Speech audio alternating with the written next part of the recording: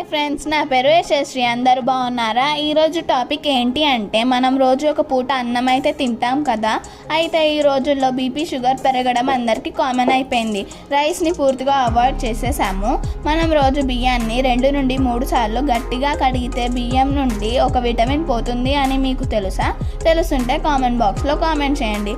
ఓకేనా ఫ్రెండ్స్? ఆ విటమిన్తో మనకు చాలా ఉపయోగాలు ఉన్నాయి.